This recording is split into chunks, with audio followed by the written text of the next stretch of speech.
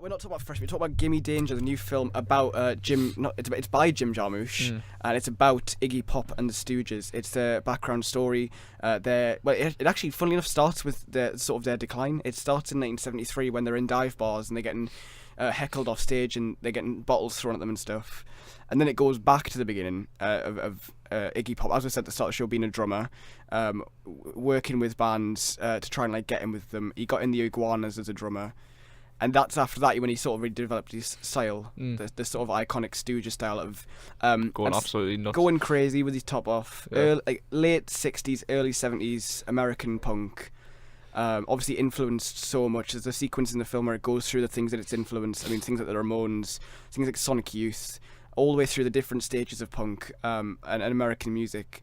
The Stooges have had some influence. Jim Jarmusch starts the film by saying, I'm speaking with Iggy Pop, the most important, influential band in music. Yeah. Nobody rocks harder than Iggy Pop.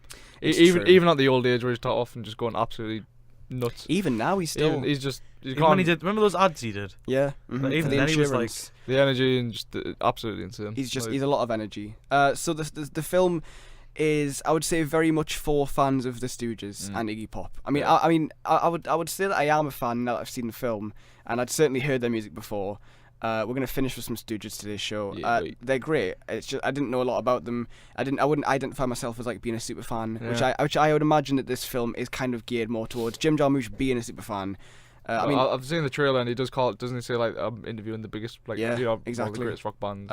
So I think for the people who are massive fans, it's going to be great just to revel in this great band. For people like me who know of them and like their music, but not hugely. I mean, it is really good, but for me, I felt a bit left out. There's a lot of things where you can tell that Jim Jarmusch is a massive super fan, and that's his sort of angle of just being totally besotted by this great band.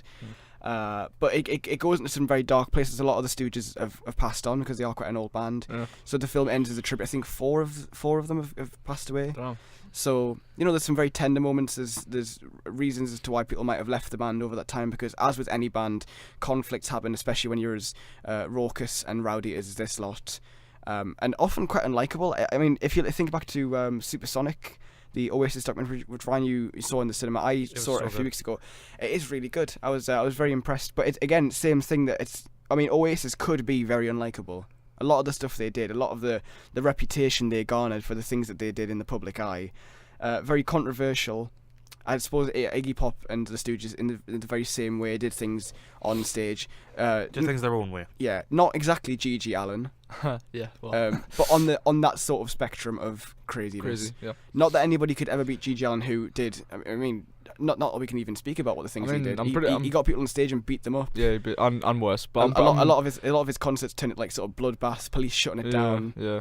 I mean, he got arrested and he's banned from certain states when he was alive. Yeah. But I'm pretty sure the Stooges it's either the Stooges or just Iggy Pop have one of the most infamous live albums ever, where you can literally hear beer bottles getting flung off the guitars and strings and Iggy. Well, I was going through listening for music for this week's show, and that live album you speak about there. It's got that really grungy sound. Yeah. It's got that live sound which you kind of can't beat. It sounds like far more. I mean, for the fans, that's great. But they were a very interesting live band. We've got a lot of archive footage, as is the case. We've got talking heads, as people who've been involved. We've got a lot with Iggy Pop himself. I think it's an interesting film. And I think it's got enough of Jim Jarmusch's, iconic flourish of zaniness and craziness to go for it. That's always the way that you don't. I mean, for someone like Jim Jarmusch, whose films are so strange, we've got Patterson this week. So you've got 2 films in a week, both at the Tyneside this week.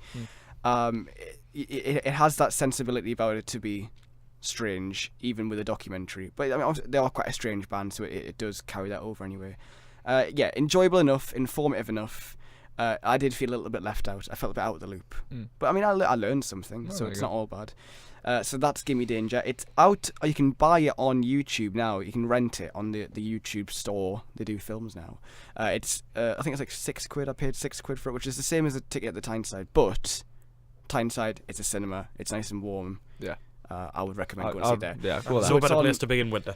It's on Monday night and Tuesday night. I think both sort of after 8 o'clock, so it'll be nice, chilled out. Everyone's wrapping up warm for the winter, watching some Stooges, watching Iggy Pop kick things and jump about. That was a pleasure.